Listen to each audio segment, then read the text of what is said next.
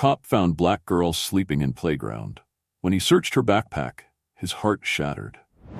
In the heart of Atlanta, where towering skyscrapers cast long shadows over bustling streets, 12-year-old Amara Johnson's world had shrunk to the size of a playground.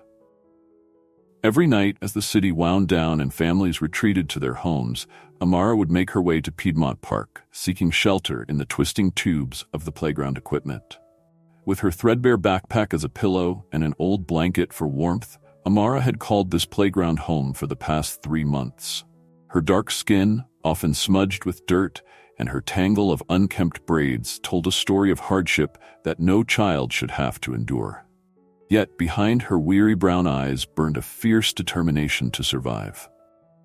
Amara hadn't always been homeless. Just a few months ago, she had lived with her grandmother, the only family she had left after losing her parents in a car accident years before. But when her grandmother suffered a severe stroke and was moved to a nursing home, Amara found herself alone, slipping through the cracks of an overwhelmed foster care system. Afraid of being placed with strangers, or worse, separated from her ailing grandmother, Amara had made the difficult decision to fend for herself. She continued to attend school, using the facilities there to clean up and relying on free lunches for sustenance. Her teachers, though concerned about her appearance, remained unaware of her dire situation, as Amara had become adept at deflecting questions and hiding her circumstances. On the other side of the city, Officer David Chen patrolled the streets of Atlanta with a heavy heart. At 35, David had seen his fair share of the city's darker side during his 10 years on the force. The son of Chinese immigrants, David had joined the police to make a difference, to be the kind of cop he wished he'd encountered during his own challenging childhood in a rough neighborhood. Lately, however, David had been questioning his career choice. The growing tension between law enforcement and the communities they served weighed heavily on him. He longed to bridge the gap, to prove that not all cops were the enemy, but he often felt powerless in the face of systemic issues. As autumn gave way to winter and the nights grew colder, the paths of these two souls, a homeless black girl and a disillusioned Chinese-American cop, were about to intersect in a way that would change both their lives forever. Neither Amara nor David could have predicted how a chance encounter in Piedmont Park would set in motion a series of events that would not only alter their own futures, but also spark a movement of compassion and change in the heart of Atlanta. The night that changed everything started like any other for Amara. As the sun dipped below the Atlanta skyline, painting the sky in hues of orange and purple, she made her way to Piedmont Park. The weeknight crowd was thinning, parents ushering tired children home, joggers completing their final laps. Amara waited patiently, hidden in the shadows for the park to empty. Once the last stragglers had left, she emerged from her hiding spot and headed for her usual shelter, a large, twisting tube slide on the far side of the playground. It was here, curled up with her thin blanket, that Amara felt safest. As she settled in for the night, a sudden flash of light startled her. Peering out cautiously, she saw a police cruiser pulling into the parking lot. Her heart raced. She had managed to avoid detection for months, but now fear gripped her. If she was found, would she be sent away? Separated from her grandmother forever? Officer David Chen stepped out of his cruiser, flashlight in hand. It was a routine patrol, one he'd done countless times before. But tonight felt different. Maybe it was the unusual chill in the air or the eerie quiet of the typically bustling park. Something didn't feel right. As David swept his flashlight across the playground, a flicker of movement caught his eye.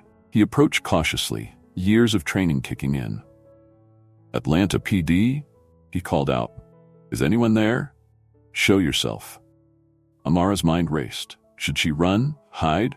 Her instincts screamed at her to flee, but something in the officer's voice, a note of genuine concern, made her hesitate. Slowly, trembling with fear and cold, Amara emerged from the slide. As the beam of the flashlight illuminated her face, David's stern expression melted into one of shock and concern. "Hey there," he said softly, lowering his flashlight. "Are you okay? What are you doing out here so late?" Amara stood frozen, her eyes wide with fear. She had rehearsed lies for this very moment, excuses to explain away her presence, but faced with Officer Chen's gentle questioning, the words stuck in her throat. David, sensing the girl's fear, knelt down to appear less intimidating. "It's all right," he assured her. "You're not in trouble. I just want to make sure you're safe. Where are your parents?" At the mention of parents, Amara's composure cracked. Tears welled up in her eyes, and before she could stop herself, the truth came spilling out. Between sobs, she told Officer Chen everything about losing her parents, her grandmother's stroke, her months of homelessness. As David listened, he felt a mix of emotions wash over him. Horror at what this young girl had endured, anger at the system that had failed her, and an overwhelming sense of compassion. He thought of his own daughter, safe and warm at home, and the stark contrast broke his heart. "How long have you been staying here?" David asked, his voice thick with emotion. 3 months, Amara whispered, hugging herself tightly. The weight of those 2 words hit David like a physical blow. For 3 months, this child had been sleeping in a playground, alone and afraid, while he had driven past this very park countless times, unaware. In that moment, something shifted in David.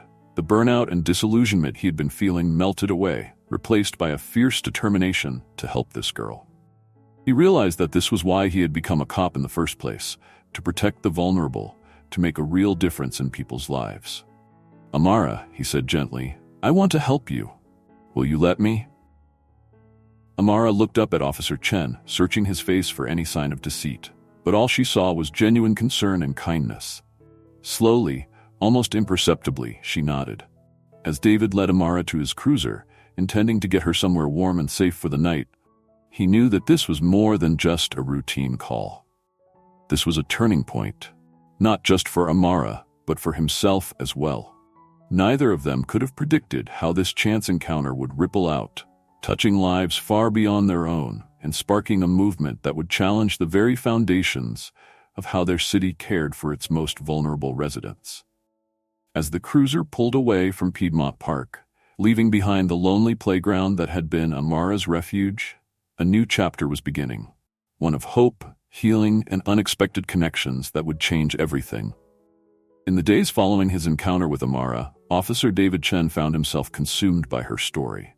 Unable to simply file a report and move on, he dove deep into investigating Amara's situation, uncovering layers of systemic failure that left him both angry and determined to make a change. The first shocking revelation came when David visited Amara's grandmother in the nursing home. Mrs. Johnson, though weakened by her stroke, was lucid and devastated to learn of her granddaughter's circumstances. She revealed that she had been trying to contact social services about Amara for weeks, but her calls had gone unanswered or been lost in bureaucratic shuffling. This discovery led David to the offices of the Department of Family and Children Services, where he encountered a system overwhelmed and underfunded. Caseworkers, though well-intentioned, were drowning in impossible caseloads. Amara's file, he learned, had been one of many that had slipped through the cracks. But the most profound revelation came when David began to piece together Amara's daily life over the past 3 months. Despite her homelessness, she had continued to attend school regularly, maintaining good grades, and even participating in extracurricular activities. Her teachers, when interviewed, expressed shock at learning of her situation. They had noticed her occasionally unkempt appearance, but had no idea of the extent of her struggles. David was awestruck by Amara's resilience and determination. Here was a child who, in the face of unimaginable hardship, had clung to her education as a lifeline. She had managed to hide her homelessness from everyone, enduring cold nights and hunger rather than risk being separated from her grandmother or thrown into a system she didn't trust. As David dug deeper, he uncovered more cases like Amara's. Children and teenagers falling through the cracks, enduring homelessness and hardship right under the noses of a community that failed to see them. The scale of the problem was staggering, and it challenged everything David thought he knew about his city and his role as a police officer. One afternoon, as David was reviewing his notes on Amara's case, he came across a detail that broke his heart all over again. In Amara's backpack, among her meager possessions, was a well-worn library book on astronomy. Even in her darkest moments, Amara had been literally reaching for the stars, dreaming of a future beyond her current circumstances. This discovery hit David hard. He thought of his own daughter, her room filled with books and toys, her future bright with possibilities. The contrast with Amara's reality was stark and painful. It was in this moment of emotional turmoil that David made a decision that would change everything. He couldn't just find Amara a temporary placement and consider the case closed. He needed to do more, not just for her, but for all the invisible children of Atlanta. With tears in his eyes, David began to formulate a plan. He would use his position as a police officer, his connections in the community, and his newfound understanding of the gaps in the system to create real, lasting change. As he sat at his desk, surrounded by the evidence of a system that had failed one of its most vulnerable citizens, David felt a renewed sense of purpose. He had become a cop to make a difference, and now he had found his true calling. The revelations about Amara's life and the broader issues it highlighted had transformed David's perspective on his role in the community.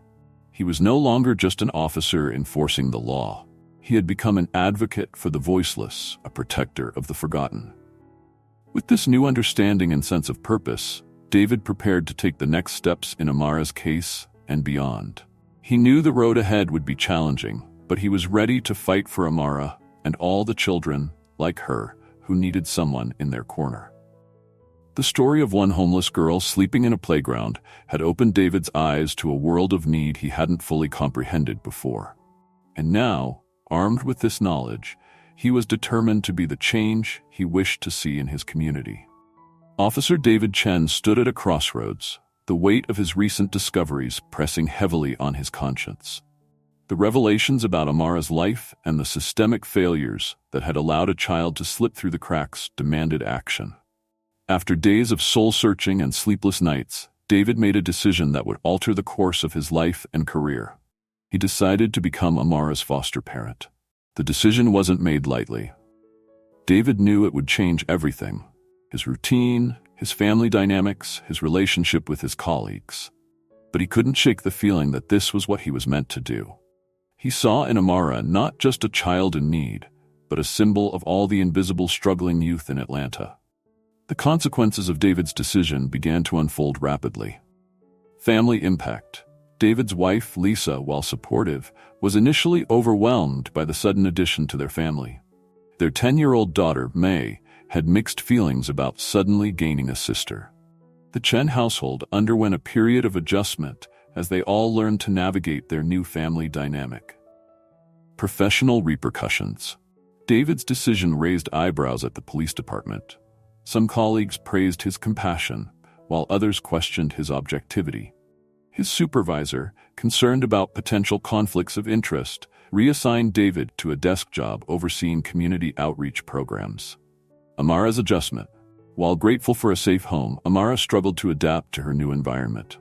Years of self-reliance made it difficult for her to accept help or show vulnerability. There were tense moments and setbacks as she learned to trust the Chens. Community reaction. As word of David's actions spread, it sparked conversations about foster care, homelessness, and the role of law enforcement in community care. Some hailed David as a hero, while others criticized him for overstepping his bounds as a police officer. Media attention. Local news outlets picked up the story, thrusting David and Amara into the spotlight. While the attention helped raise awareness about youth homelessness, it also brought unwanted scrutiny to Amara's life. Legal challenges. The process of becoming Amara's foster parent was not smooth. David had to navigate a complex legal system, facing questions about his motivations and suitability as a foster parent. Financial strain. Taking in Amara meant additional expenses for the Chen family. While they were financially stable, the added costs of caring for a teenager required some lifestyle adjustments. Personal growth.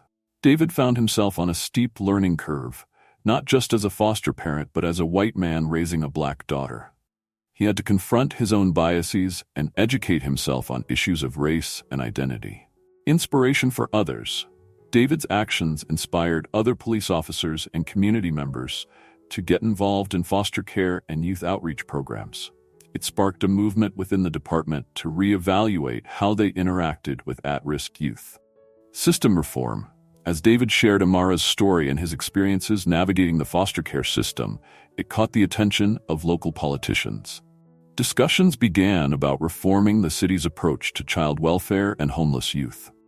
One particularly poignant consequence came when David took Amara to visit her grandmother in the nursing home.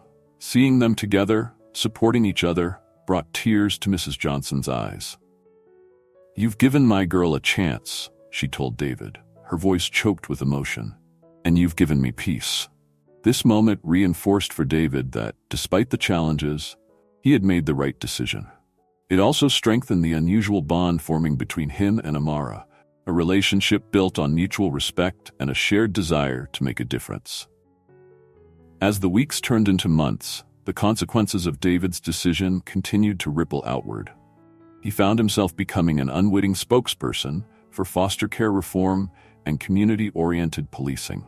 Speaking at community meetings and to fellow officers, David shared his experiences and the insights he'd gained. "We have to see beyond the uniform, beyond the surface," he would say.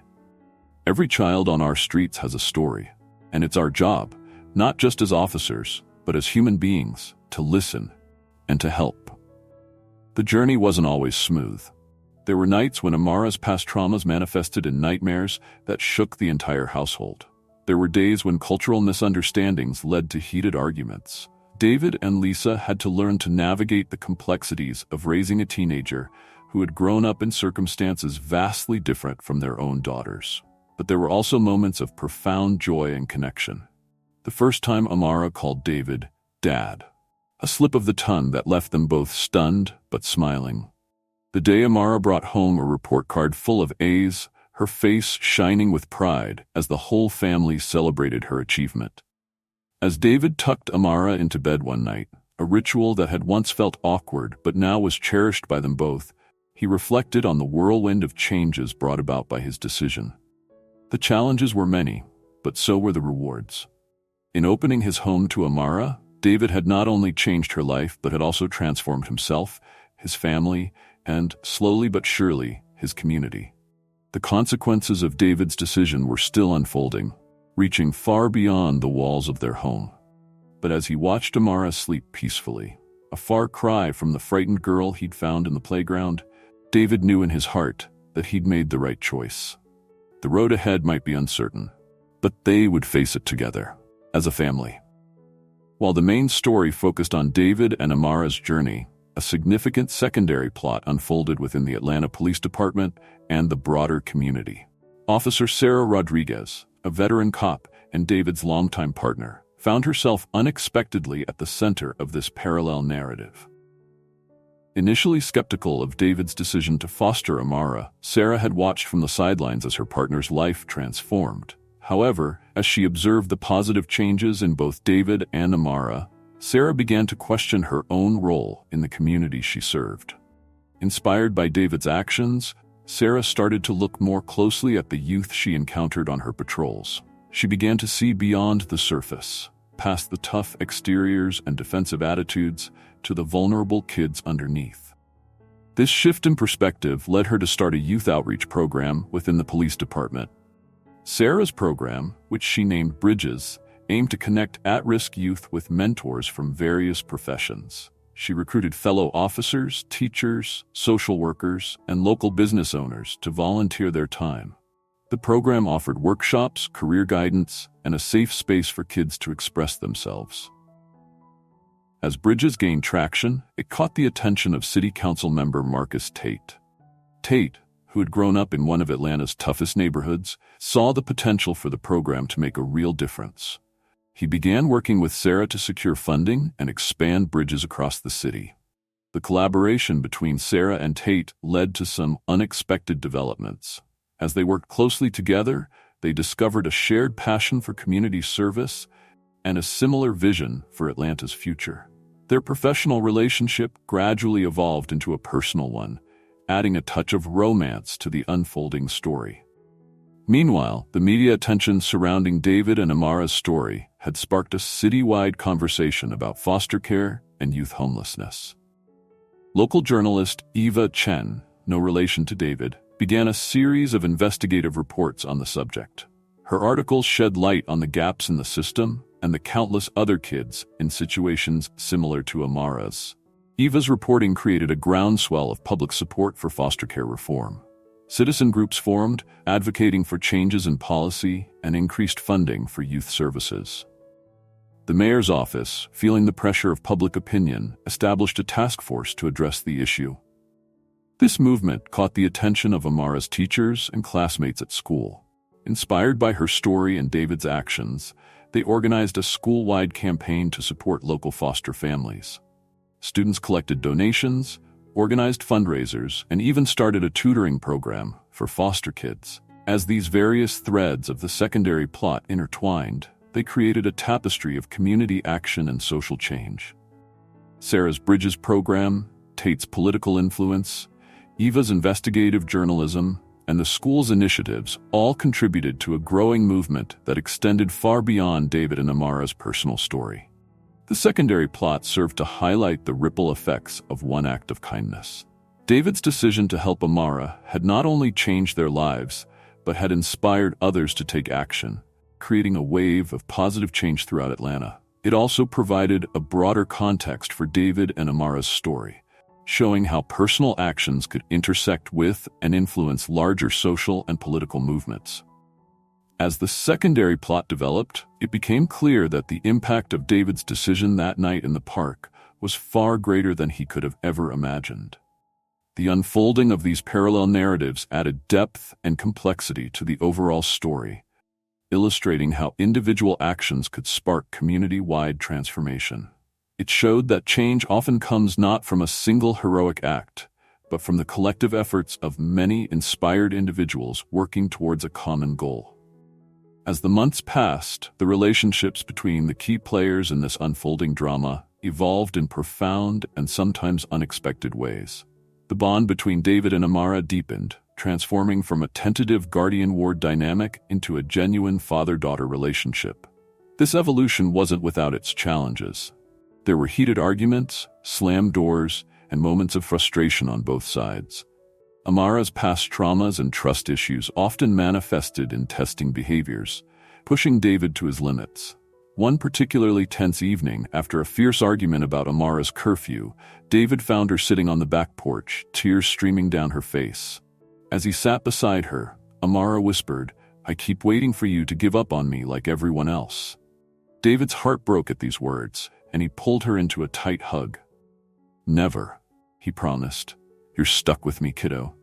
This moment marked a turning point in their relationship, as Amara began to truly believe in the permanence of her new family. David's relationship with his wife, Lisa, also underwent significant changes. The stress of suddenly becoming foster parents had initially strained their marriage. However, as they navigated the challenges together, they found a new depth to their partnership. Late-night conversations about Amara's needs and their hopes for her future brought them closer, reigniting the spark that had first brought them together. Lisa's relationship with Amara blossomed in its own unique way. Initially uncertain about her role, Lisa found common ground with Amara through their shared love of books. Their weekly trips to the library became a special bonding time, filled with discussions about favorite authors and newly discovered stories. The dynamic between Amara and May, David's biological daughter, was perhaps the most complex. At first, May felt jealous of the attention Amara received and resentful of the changes in her family. Amara, in turn, felt like an outsider intruding on May's perfect life. Their relationship was fraught with tension and petty squabbles. The breakthrough came unexpectedly. One day, Amara found May crying in her room, victims of bullying at school. Drawing on her own experiences, Amara comforted May and gave her advice on standing up for herself. This shared moment of vulnerability bridged the gap between them. From that day forward, they began to see each other as allies rather than rivals, gradually developing a tight-knit sisterly bond. Officer Sarah Rodriguez's relationship with David evolved as well. Initially skeptical of his decision, Sarah came to admire David's commitment and compassion. Their partnership deepened, based on a shared vision of community-oriented policing. Sarah became a frequent visitor to the Chen household, taking on the role of a supportive aunt to both Amara and May. Sarah's burgeoning romantic relationship with Councilman Marcus Tate added another layer to the interpersonal dynamics. As they worked together on expanding the Bridges program, their professional admiration blossomed into a personal connection. Their relationship brought together the worlds of law enforcement and local politics, creating new opportunities for community improvement. Amara's relationship with her grandmother, Mrs. Johnson, took on new dimensions. With David's support, Amara was able to visit her grandmother regularly. These visits became a bridge between Amara's past and present, allowing her to maintain her connection to her roots while embracing her new family. Mrs. Johnson, seeing her granddaughter thrive, found peace and a renewed sense of purpose in her role as a loving grandmother. The relationship between the Chen family and their community also evolved. Initially the subject of curiosity and sometimes criticism, they gradually became a symbol of hope and cross-cultural understanding. Neighbors who had once been standoffish now stopped by with casseroles and offers of babysitting. The Chen's home became a gathering place for community meetings and youth events, bridging divides of race and class. As these relationships developed and intertwined, they created a support network that extended far beyond the traditional family unit. Each connection reinforced the others, creating a resilient web of love, understanding, and mutual support. One evening, as the extended family gathered for a barbecue, the Chens, Sarah, Marcus, Mrs. Johnson, and various neighbors and friends, David looked around at the diverse group of people, laughing and sharing stories. He marveled at how much had changed since that fateful night in the park. What had started as one act of kindness had grown into a tapestry of relationships that were changing not just individual lives, but the very fabric of their community. In the center of it all was Amara, her smile bright and genuine, finally at home in more ways than one. As she caught David's eye across the yard, her look of gratitude and love said more than words ever could. In that moment, David knew that every challenge, every sleepless night, every difficult conversation had been worth it. They had not just built a family, they had created a community of hope. The climactic event of this transformative journey came on a warm spring evening, exactly 1 year after David had found Amara in the playground. The occasion was a gala fundraiser for the now citywide Bridges program, held in the Grand Ballroom of Atlanta's City Hall. The event brought together an eclectic mix of people: police officers, politicians, community leaders, and most importantly, the youth and families who had been impacted by the program. At the center of it all were David, Amara, and the extended family they had built over the past year. As David stood at the podium, preparing to give the keynote speech, he felt a mix of emotions wash over him. Pride in how far they'd come, gratitude for the support they'd received, and a touch of nervousness about sharing their story with such a large audience. He began by recounting that fateful night in the park, his voice thick with emotion, as he described finding Amara. "A year ago," he said, "I thought I was just doing my job. I had no idea that responding to a routine call would change my life, and our community, forever." As David spoke, Amara watched from the front row, seated between Lisa and Mai. She squeezed May's hand, drawing strength from her sister's presence. A year ago, she would have been terrified of such a public event. Now, surrounded by her family and friends, she felt a sense of belonging she had never known before. The climax of the evening came when David invited Amara to join him on stage. There was a murmur of surprise from the audience. This hadn't been part of the program. Amara hesitated for a moment, then, with an encouraging nod from Lisa, made her way to the podium. "Amara has something she'd like to share with you all," David said, stepping aside. Amara took a deep breath, her eyes scanning the crowd. She saw Sarah and Marcus, holding hands and smiling encouragingly. She saw her teachers and classmates, the neighbors who had become like family. And in the back, seated in a wheelchair but beaming with pride, was her grandmother. "A year ago," Amara began, her voice shaky at first but growing stronger, "I thought I was alone in the world. I slept in a playground because I had nowhere else to go. I was scared, hungry, and I had lost hope." The room was silent, hanging on her every word. "But then Officer Chen, my dad, found me, and he didn't just give me a place to sleep. He and his family gave me a home. They showed me what it means to be part of a community that cares." Amara went on to talk about the Bridges program, about the other kids she'd met who were finding hope and support. She spoke about her dreams for the future, to become a social worker and help other kids like her. As she concluded her speech, there wasn't a dry eye in the house. "I'm standing here today," she said, her voice ringing with confidence, "because one person chose to care. Imagine what we could do if we all made that choice." The applause that followed was thunderous. David enveloped Amara in a hug, both of them tearful but beaming. As they looked out at the crowd, a sea of faces representing the diverse tapestry of their community, they saw not just approval, but a shared commitment to continue the work they'd started. In that moment, it was clear that their personal journey had become something much larger.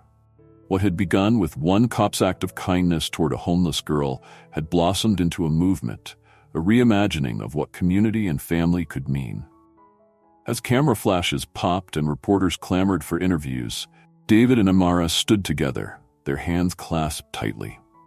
They had started this journey as strangers, a cop and a homeless girl, and now stood as father and daughter, symbols of hope and catalysts for change in their community. The gala marked not an ending, but a new beginning. It was a testament to how far they'd come, and a promise of the positive change yet to come. In Amara's confident smile and David's proud tears, one could see the reflection of a future bright with possibility. For them, for Atlanta, and for all the lives they would continue to touch. In the wake of the gala's success and the widespread media attention it garnered, David and Amara found themselves at the center of a new set of challenges and conflicts. The heightened visibility of their story and the Bridges program brought increased scrutiny and unexpected opposition from various quarters. The first major conflict arose within the police department itself. While many officers supported David's actions and the community-oriented approach of Bridges, a vocal minority argued that it was a misuse of police resources. They contended that officers should focus on traditional law enforcement rather than social work. To address this, David and Sarah organized a series of workshops and ride-alongs for skeptical officers. They aimed to demonstrate how building community trust and addressing root causes of crime could actually make traditional policing more effective. It was a tough sell, but gradually they began to win over some of their critics. Another significant challenge came from certain political factions in the city. Some conservative council members argued that programs like Bridges enabled irresponsible behavior and drained resources from deserving members of the community. They pushed for budget cuts and stricter regulations on community outreach programs. Councilman Marcus Tate, now a strong ally of the program, worked tirelessly to counter these arguments. He organized town halls where program participants could share their stories, putting human faces to the statistics. He also commissioned a study to demonstrate the long-term economic benefits of investing in at-risk youth. Perhaps the most personal conflict for David and Amara came from unexpected resistance within the foster care community. Some foster parents, feeling threatened by the attention and resources being directed to Bridges, accused David of showboating and using Amara for publicity. This criticism hit hard, making both David and Amara question their public roles. It was Amara who ultimately proposed a solution. She suggested creating a foster parent advisory board for Bridges, ensuring that experienced foster parents had a voice in shaping the program's direction.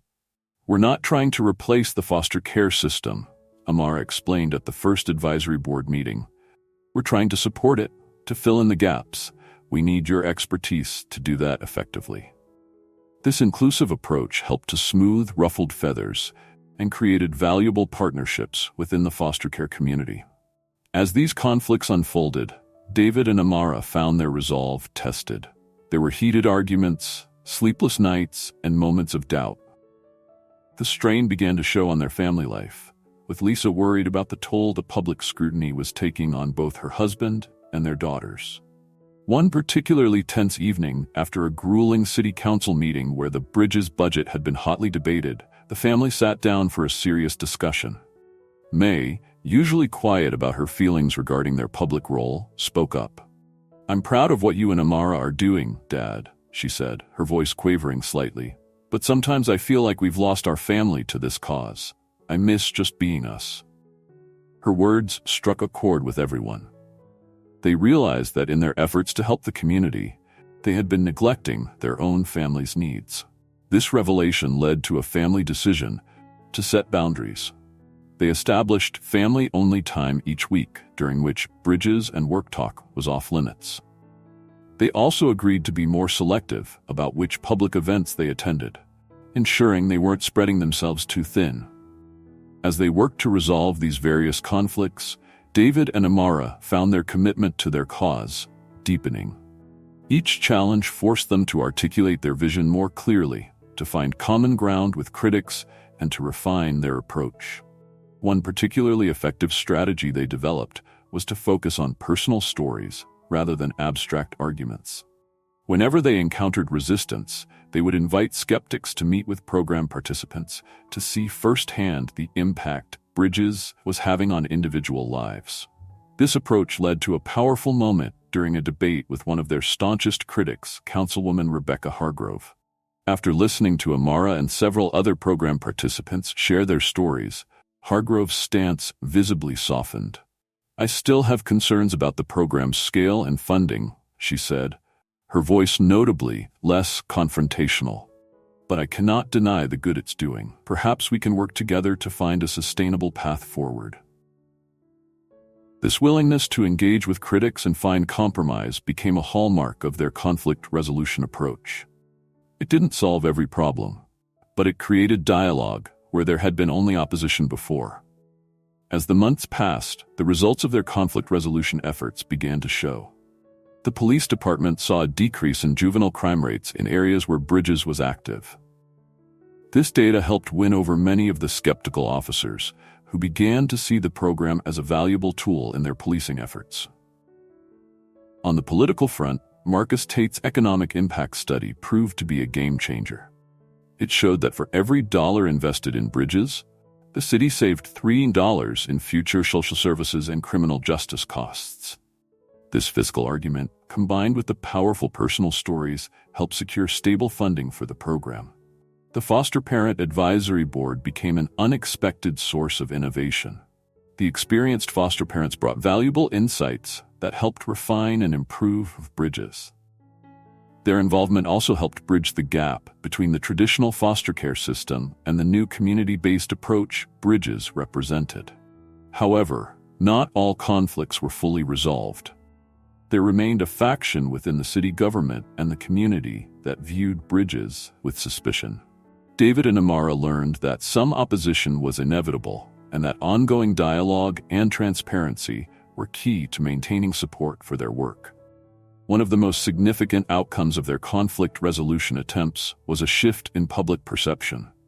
As they continued to engage with critics and share success stories, the narrative around Bridges began to change.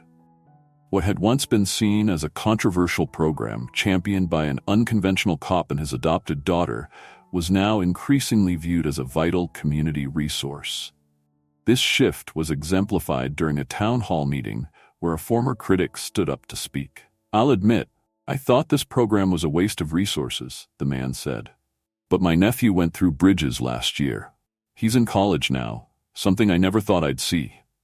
I was wrong, and I'm grateful for the work you're doing." As David and Amara worked through these challenges, they found their bond strengthening. Each conflict they faced and resolved together added another layer to their relationship. Amara, in particular, grew more confident in her role as an advocate and leader. The process of conflict resolution also led to personal growth for both of them. David learned to be more patient and diplomatic, skills that served him well both in his work and his family life. Amara developed a nuanced understanding of community dynamics and the complexities of creating social change. By the end of the year, while not every conflict had been fully resolved, David and Amara had succeeded in creating a more stable and supported environment for Bridges to operate and grow. Their willingness to engage with critics, adapt their approach, and remain focused on their core mission had turned many opponents into allies. As they reflected on the challenges they had faced and the progress they had made, both David and Amara felt a sense of accomplishment. They had not only weathered the storms that came with their growing public profile, but had used those challenges as opportunities to strengthen their program and their community. The The conflicts they had faced and the resolutions they had worked towards had transformed Bridges from a well-intentioned idea into a robust, community-supported initiative. More importantly, it had shown David and Amara that their partnership, as father and daughter, and as advocates for change, could withstand any challenge that came their way. The successful navigation of the various conflicts marked a significant turning point for David, Amara, and the Bridges program. As they emerged from this challenging period, they found themselves at a crossroads, ready to take their work in a new direction. The turning point came during a late-night conversation between David and Amara. They were discussing the impact of Bridges and pondering its future when Amara had an epiphany. "Dad," she said, her eyes lighting up with excitement, "what if we could take Bridges beyond Atlanta? There are kids like me in every city, in every state." David, initially taken aback by the scale of the idea, found himself inspired by Amara's vision. They spent hours that night brainstorming how they could expand their model to other cities, creating a network of community-based support systems for at-risk youth across the country. This conversation marked the beginning of a new chapter in their journey. They decided to transform Bridges from a local program into a national nonprofit organization. This new direction would allow them to share their model, resources, and lessons learned with communities across the United States. To achieve this goal, they knew they would need to step back from their day-to-day involvement in the Atlanta program. It was a difficult decision, but they realized that to make a broader impact, they needed to focus on the bigger picture. David made the tough choice to retire from the police force, dedicating himself full-time to the expansion of Bridges. Amara, now in her final year of high school, decided to defer college for a year to help launch the national initiative. Their new plan involved creating a toolkit for other communities to implement their own versions of Bridges, providing training and support to local leaders, and advocating for policies that would support at-risk youth on a national level. This new direction energized not just David and Amara, but their entire network of supporters. Sarah Rodriguez stepped up to take over the leadership of the Atlanta program, ensuring that their original community would continue to be served. Marcus Tate used his political connections to help open doors in other cities. As news of their plans spread, they began receiving inquiries from community leaders across the country, eager to bring Bridges to their cities. The challenge ahead was daunting, but David and Amara felt ready to face it. This turning point represented more than just a new phase for Bridges.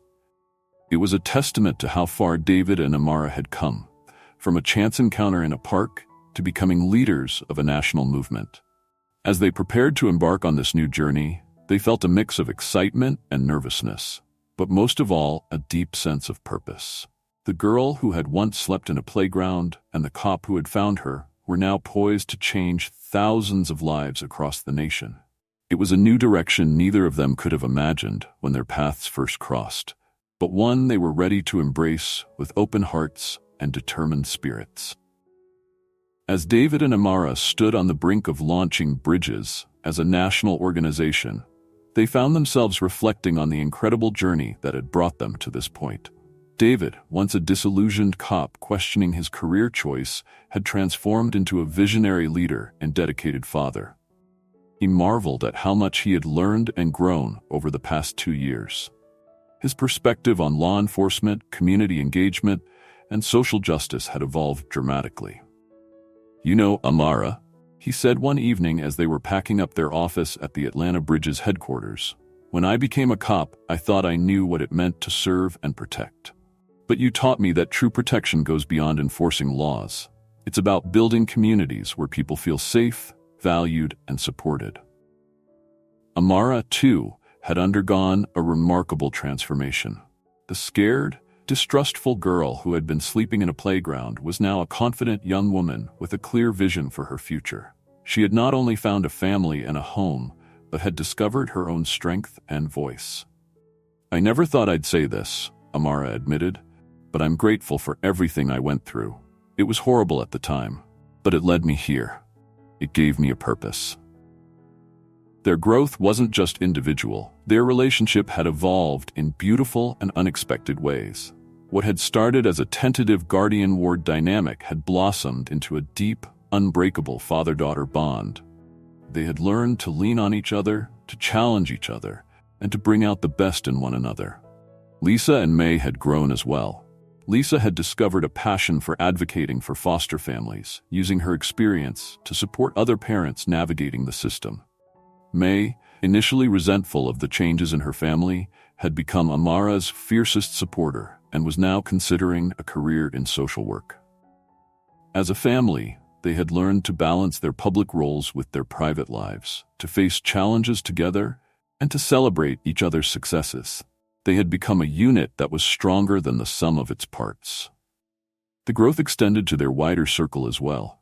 Sarah Rodriguez had evolved from a by-the-book cop to a community leader, finding a new sense of purpose in her work.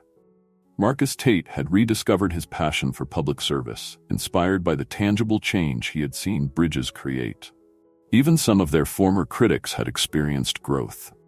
Councilwoman Hargrove, once their staunchest opponent, had become an advocate for community-based youth programs, often citing Bridges as a model of effective intervention. As David and Amara prepared for their next chapter, they took time to acknowledge how far they had come. They visited the playground where their story had begun, sitting on the swings as they talked about their journey. "I was so scared that night," Amara remembered. "I never imagined I'd be here 2 years later, about to start a national organization."